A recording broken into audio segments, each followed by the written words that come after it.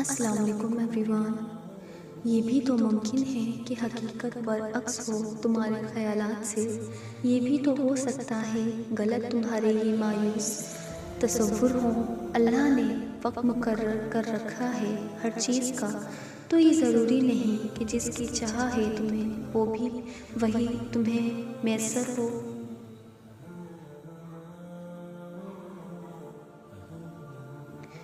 फिर वो तुम्हारी मनपसंद चीज़ तुम तक लाएगा मुकर्रर वक्त पर, और तुम हैरान रह जाओगे।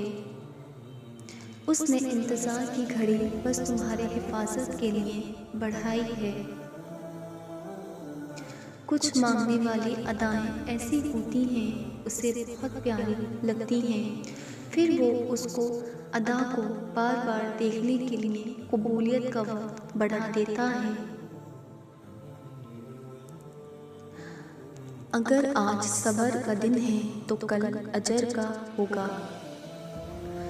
और अगर देरी का मतलब अल्लाह का इनकार ही होता तो वो इतने लंबे इंतज़ार के बाद याकूब को यूसुफ से दोबारा क्यों मिलवाता। तुम सोचते हो कि ताख़ीर का मतलब नामुमकिन है, हालांकि ताख़ीर तो अल्लाह की मोहलत होती है ना, कि तुम उसे अपनी रज़ा के लिए मना सको। अगर तुम्हारी दुआ कबूल होने में देरी हो रही है तो मान लो जो तुम चाहते हो वही तुम्हें कुछ वक्त में मिलने वाला है। वो आर्जी तकलीफ देकर तुम्हें मुस्तकिल अज़ियत से बचा रहा है। आजमाइश तवील हो रही है तो समझ जाओ तुम्हें चुना जा चुका है। अल्लाह के प्यारे बंदों की फहरिस्त में तुम्हारा शुमार किया जा चुका है। ये आजमाइशें और तकलीफ़ें बेवजह ही मुक़द्दर का हिस्सा नहीं।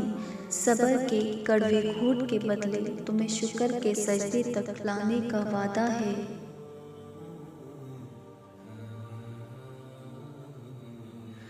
सूरह यूसुफ हमें बता रही है कि सब्र करने वाले खूबसूरत इख्तिताम पाएंगे। आज नहीं तो कल तुम्हें तुम्हारी मांगी हुई चीज़ से नवाज दिया जाएगा। देर का मतलब तो ये है कि तुम्हारे हक में खैर की जा चुकी है। हो रही है देर जिस दुआ की कबूलियत पर हो सकता है इस पर सब्र के बाद अल्लाह ने कबूलियत का सोचा हो तुम पर, और एक दिन तुम्हें समझ आ जाएगा कि अल्लाह तुम्हें देर से नवाजना तुम्हारे हक को बेहतर बनाने के लिए था। अल्लाह ने कहा कि हर ताख़ीर के बाद खैर है। अल्लाह ने ये तो नहीं कहा कि वो खैर तुम्हारी मनपसंद चीज़ की सूरत में नहीं हो सकती।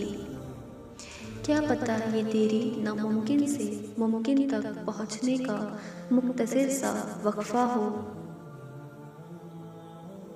तुम सोचते हो कि ताख़ीर का मतलब नामुमकिन है, हालांकि ताख़ीर तो अल्लाह की मोहलत होती है ना, कि तुम उसे अपनी रज़ा के लिए मना सको। जल्दबाजी में वक्त की रफ्तार भूल जाते हैं हम। यकीन रखें तो इसका मुकर्रर किया गया वक्त हमें बेहतरीन नवाजने के लिए हुआ करता है। सब्र का दामन नहीं छोड़ना। वक्त बदलेगा, हालात बदलेंगे, दुआएं कबूल होंगी। अल्लाह कबूलियत के मंजिलों से पहले तुम्हें इंतज़ार से गुजार देता है। वो आजमाइश उसी को देता है जिसको वो इनाम के लिए चुन लेता है।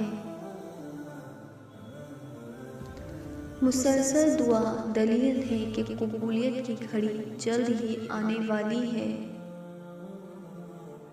कुछ वक्त की आजमाइश, ये आजमाइश कुछ वक्त की है, फिर वही होगा जो तुम्हारी दुआओं में है।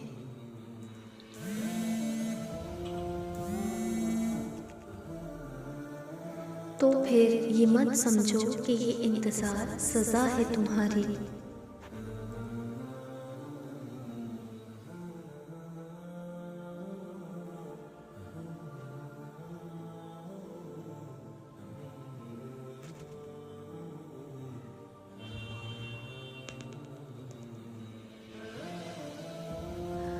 आसमान पर अल्लाह जानता है कि इसका बंदा इंतज़ार कर रहा है और यकीनन वो आपको मायूस नहीं करेगा। अगर उसने इतने सब्र के बाद भी अपने बंदे के लिए कोई सिला ना रखा होता तो वो ज़करिया को उम्र के लिए बिल्कुल आखिरी हिस्से में औलाद से क्यों नवाजता। बेशक अच्छा वक्त सब्र मांगता है। क्या पता उसने तुम्हें बार बार सुनने के लिए कबूलियत का वक्त बढ़ाया हो। तुम बस कबूलियत पर यकीन रखना, या तो वो वक्त आने पर तुम्हें चीज़ से नवाज देगा या तुम्हारे दिल में अपनी रज़ा में कर देगा। दोनों सूरतों में बेहतरी आपकी ही है। तो अगर तुम अब भी अज़ियत में हो और माज़ी को भुला नहीं पा रहे हो तो जान लो कि अभी आजमाइश ख़त्म नहीं हुई। इम्तिहान तब मुकम्मल होगा जब तुम अपनी चाह सब्र करना और अल्लाह की चाह पर शुक्र करना सीख जाओगे। Thanks for watching. If you like my video, so like, share and subscribe. Until next time, Allah Hafiz.